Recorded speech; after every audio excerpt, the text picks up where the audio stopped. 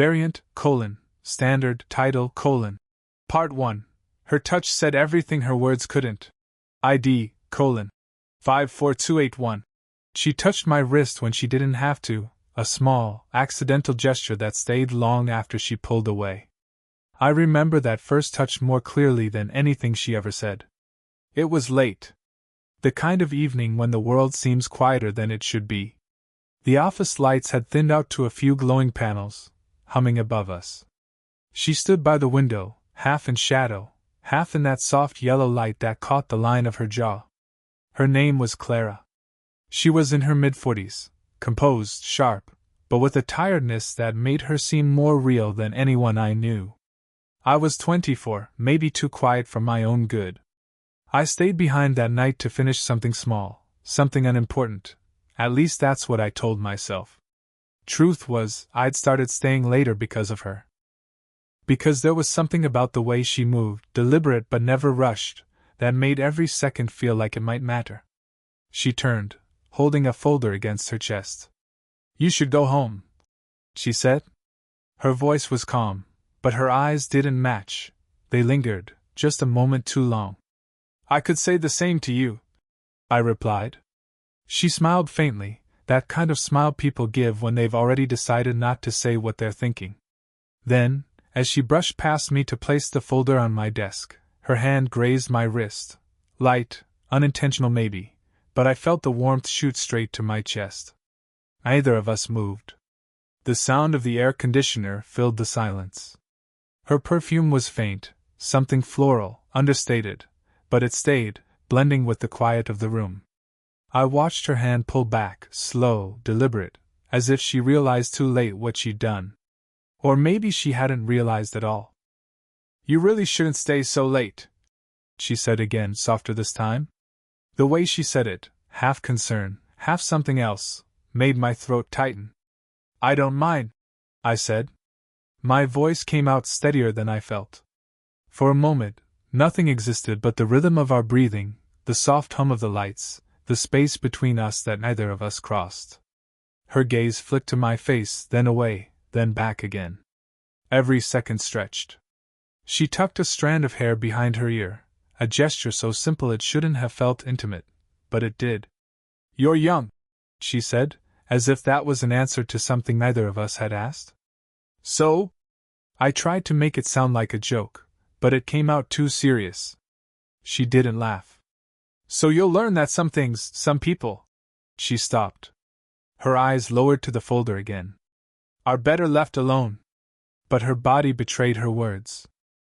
The way her fingers lingered on the edge of my desk, the small pause before she turned away, everything in her posture said the opposite. I didn't say anything. I just watched her walk toward the elevator, her heels clicking against the floor in steady rhythm. She reached the doors, pressed a button, and looked back once. Just once. It wasn't a long look, but long enough. There was something in that glance, something I couldn't name. It was an invitation, not exactly. It was something quieter, heavier, like a confession neither of us wanted to make out loud. The elevator dinged, breaking the silence. She stepped in, her reflection caught in the mirrored walls. For a heartbeat, our eyes met again, separated by distance, time, and all the things we both pretended not to feel. And then the doors closed. I stood there, still feeling the ghost of her touch on my wrist, wondering if she knew that silence could say more than words ever could. Variant, standard, title, Part 2, The Space Between Words. ID, 54282. The next morning, I told myself it had meant nothing. Just an accident, a touch in passing. But when I saw her again, standing by the coffee machine with the same calm grace, my pulse betrayed me. "Morning," I said too casually. She looked up from her cup. "You're early."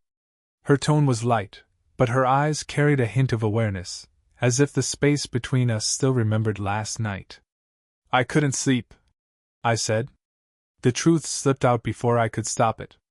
She hesitated, barely a flicker, then turned back to stir her coffee. "That happens," she said quietly, "to people who think too much." I wanted to ask her what she thought about when she couldn't sleep. I wanted to know if her mind ever went where mine did. But I didn't. Instead, we stood there, two people pretending coffee was enough to fill the silence. Over the next week, things felt different. Nothing was said, but everything was noticed. The way she'd pause beside my chair, her hand briefly resting on the back of it before she leaned in to check something on the screen. The faint brush of her sleeve against mine. The moments when our eyes met too suddenly, and both of us looked away too late. I started learning her patterns, the quiet sigh she gave when she thought no one was listening, the small crease near her brow when she was lost in thought. Sometimes I caught her watching me too. Not directly, but through reflections, glass, monitors, the edge of her reading glasses. One evening, when the office had emptied again, I found her sitting by the window, the city lights painting soft shapes on her face. She didn't hear me at first. Her hand was around a cup of tea gone cold. "Long day?" I asked. She smiled faintly.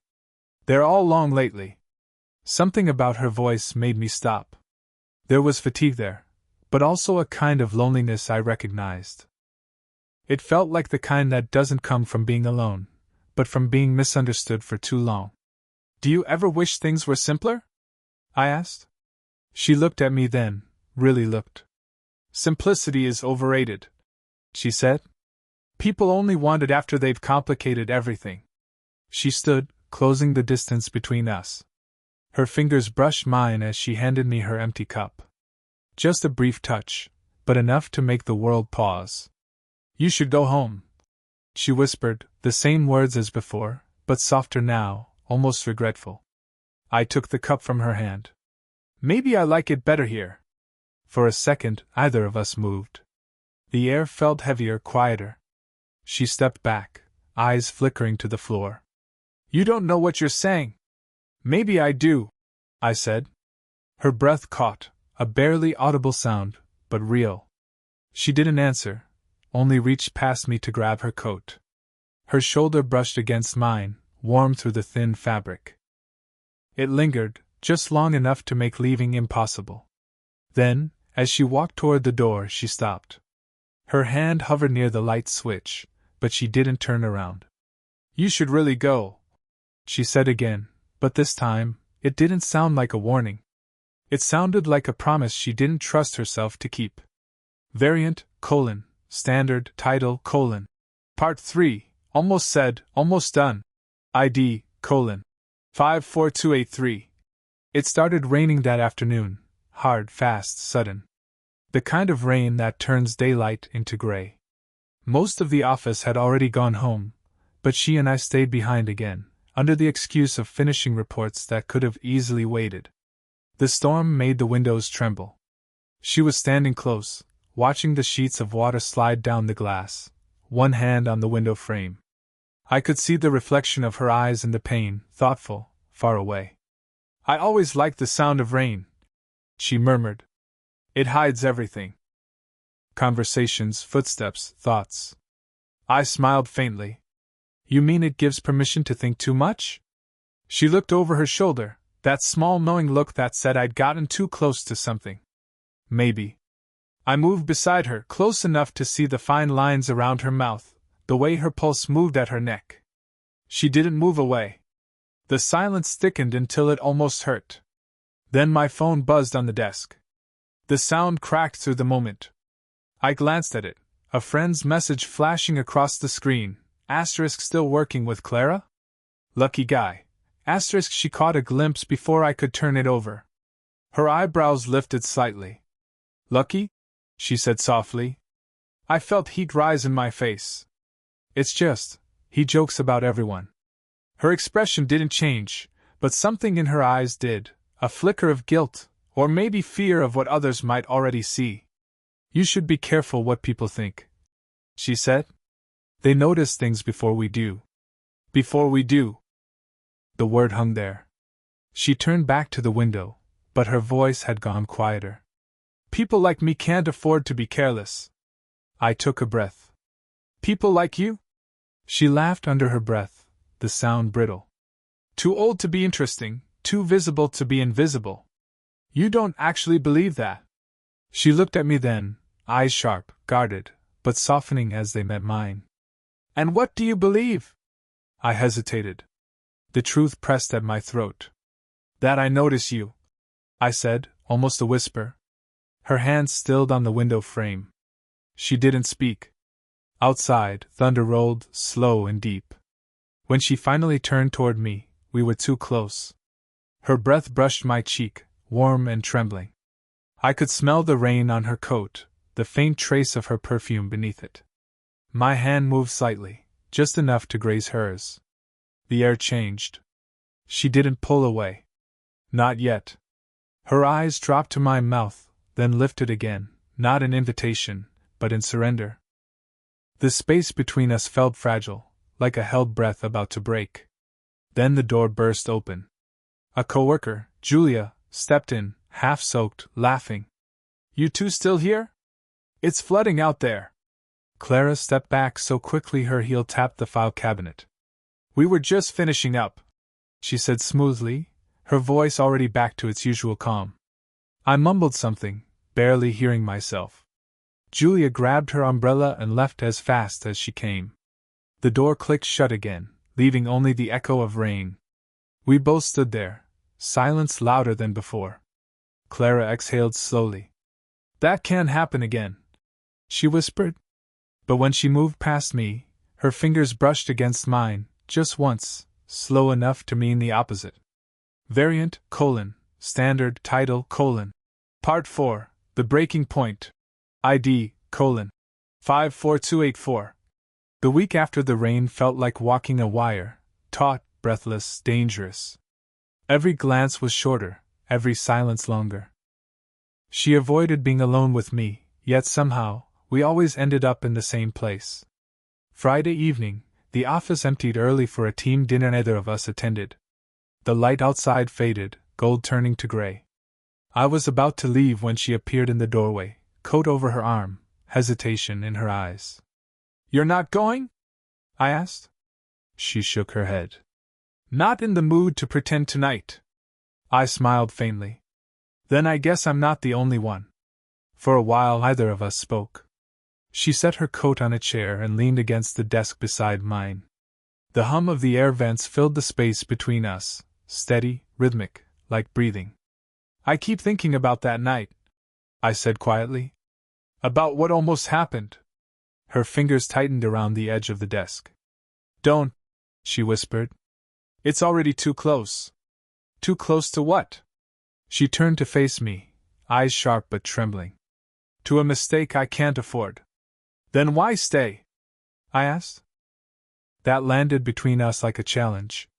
Her chest rose, fell. Because walking away doesn't feel right either. She stepped closer, almost against her will. I could see the pulse at her throat, the faint color rising to her cheeks. I wanted to touch her, to bridge the inch of air that felt like miles. My voice came out low. Tell me you don't want this, and I'll stop. Her lips parted, but no words came. Instead, she lifted her hand, brushing a loose strand of hair from her face. My fingers caught hers before she could pull away. The contact was electric, heat, pulse, everything unsaid. Don't, she breathed, but it sounded more like pleading than warning. Her hand lingered in mine. I could feel every tremor in her fingers. She looked up at me, eyes glistening with something between fear and desire. You don't understand, she said softly. If anyone knew, then we'll be careful. She shook her head. That's not the point. Her voice broke on the last word, and before I could stop myself, I stepped closer. She didn't move. My hand rose instinctively, brushing against her cheek. She closed her eyes for just a second, and that was enough. Her breath hitched, shallow, uneven. I could feel it on my skin. Her perfume, warm, faintly floral, mixed with the sharp scent of paper and ink that clung to the room. Clara, I whispered. Her eyes opened, meeting mine, unguarded, raw. Don't say my name like that, she said, barely audible. Like what? Like it means something. We stood there, one heartbeat apart. And then she leaned in, just slightly, until I could feel the warmth of her breath against my mouth, close enough to end everything, or begin it. But before either of us moved, the elevator chimed in the hall. She froze. The spell shattered. Her hand slipped from mine as she stepped back, voice barely steady. "You should go," she whispered, eyes glinting in the low light. The doors slid open down the hall, spilling a sliver of light across the floor, and we both stood motionless, suspended in the moment just before it broke. Variant, Standard, Title, Part 5, What Was Never Said. ID, 54285. The next morning, something felt off before I even saw her. The office buzzed with whispers, too quiet to be clear, too sharp to ignore. I caught fragments as I passed. "Clara, after hours, him?" My chest tightened. When she finally walked in, she moved differently, slower, careful. Her eyes scanned the room once, then found mine, just for an instant. No words. Just that look that said someone knows. I followed her into her office later, closing the door behind me. "Did something happen?" She didn't look up. "Julia saw more than she was supposed to." My stomach dropped. "She told someone?" Clara nodded, still flipping through papers she wasn't reading. "Apparently it's become a topic." She said it flatly, but her hands trembled just enough for me to notice. I wanted to reach out, but stopped myself. "I'm sorry," I said. She let out a sharp breath, almost a laugh. "You keep apologizing for things we both did." There was no accusation in her tone, only exhaustion. I stepped closer, lowering my voice. "Then tell me what to do. How to fix this." Her gaze finally met mine. "You can't fix it. That's the problem." The space between us felt different now, not just tension, but something heavier. She was fighting herself. I could see it in the way she gripped the edge of her desk. "You think I don't care what people say?" I asked. She looked away. "You're young. You'll forget this." "That's not true." Her head snapped up, eyes bright with something close to anger. "It has to be," she said, almost pleading. I took another step. The air between us seemed to hum. Her perfume lingered, subtle, warm, but now there was something raw beneath it, fear or want, maybe both. "You think this is just a phase?" I said. She shook her head slowly. "No. That's what makes it worse." Before I could respond, a sound broke the silence. Her phone buzzing on the desk. A message preview lit the screen. "We need to talk about last night, Julia." Her eyes darted to it, then to me. "You should go," she whispered. I didn't move. "Tell me the truth, Clara. If it hadn't been for her walking in, would you have stopped?" Her breath caught. For a long moment, she didn't speak. Then she said quietly, "I don't know." The honesty hit harder than anything else could have. She brushed past me, reaching for the phone, her arm grazing mine. The contact sent a shock through both of us. "Clara, don't," she said, voice trembling now. "Don't make me choose what I already ruined." She turned away, but I could see her reflection in the window, the way her shoulders rose, the small tremor in her hands as she typed something back to Julia. Then she whispered, almost to herself, "Maybe it's already too late." I stepped closer, standing just behind her, close enough to see her eyes in the glass. "Too late for what?" She didn't answer. Just closed her eyes, and didn't move away. Variant, Standard, Title, Part 6, The Edge of Choice. ID, 54286. The night had that quiet heaviness only found after too much restraint. She stayed late again, though there was nothing left to finish. I told myself I was just packing up, but when I saw the faint light from her office still glowing, I knew I wasn't leaving. Clara was by the window again, the blinds half drawn, her reflection split by thin lines of light. She didn't turn when I stepped in. "Julia won't say anything," I said. "I talked to her." "I know," she replied, her voice low. "But that's not the part that scares me." I took a step closer. "Then what does?" She turned slowly, meeting my eyes. "That I don't want this to stop." Her words landed like a confession and a wound at once. The air shifted. I could feel my pulse in my throat. Then why keep pretending? I asked. She shook her head. Because I should know better. Because people will talk. Because this could break things we can't fix. I moved closer until we were only a breath apart. Then tell me to leave. Her lips parted. No sound. Only a soft tremor of breath. The storm outside had returned, faint thunder, light against the glass. Her hair fell loose around her shoulders, catching the glow of the desk lamp. I reached up, almost without thinking, brushing a strand behind her ear. My fingers grazed her skin, her breath hitched. You think I haven't tried? She whispered. To stop thinking about you? I swallowed hard. You haven't done a very good job. That broke her composure. She exhaled, shaky, the kind of breath people take when they've already lost the fight with themselves. You shouldn't say things like that. Why? Because they're true? Her eyes softened, pain mixing with want. Because it makes it harder to let you go. The silence that followed wasn't empty, it was dense, trembling. My hand lingered near hers on the edge of the desk. She looked down at it, then up at me again, as if she were memorizing something she wasn't allowed to keep. Clara, I said, and this time her name felt like a promise. She leaned forward, just slightly, her forehead resting against mine. The contact was nothing and everything, her breath mingling with mine, her hand gripping my sleeve as if steadying herself. The world shrank to the space between us. We can't, she murmured. I know. Then why does it feel like we already did? Neither of us moved. The rain beat against the glass harder now. Every heartbeat felt louder than the storm. Her lips brushed mine, not a kiss, not yet, just the ghost of one. A question. A surrender. Then she pulled back, eyes glistening. This has to mean something, she said softly. Otherwise, it ruins everything. It already means everything, I said. The words hung there, final, inevitable. She closed her eyes, and for the first time, she didn't step away. Outside, thunder rolled again, and the lights flickered, but we stayed still, suspended in that fragile truth either of us could undo. Variant, standard, title, Part 7, What Remains.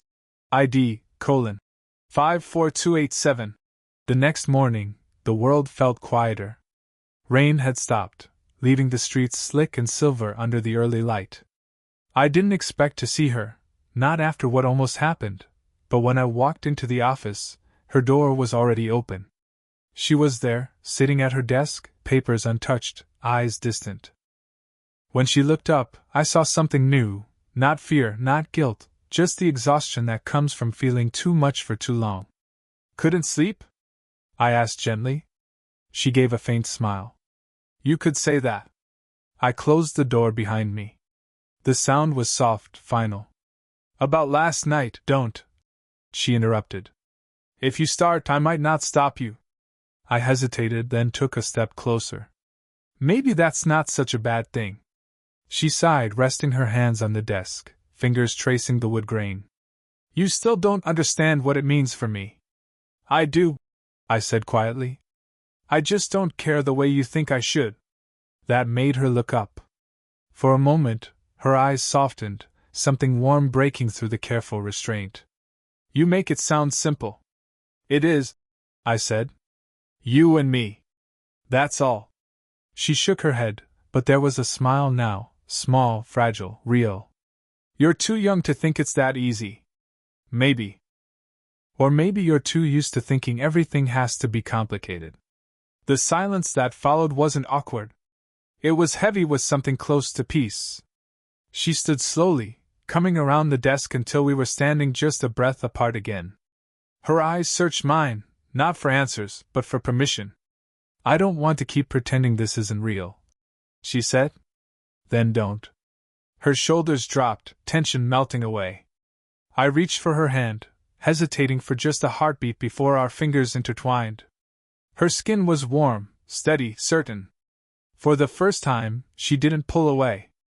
She stepped closer, close enough for me to feel her breath against my neck. "You'll ruin my reputation," she whispered. "Then I'll take the blame." That earned a quiet laugh, low, genuine. "You have no idea what you're signing up for."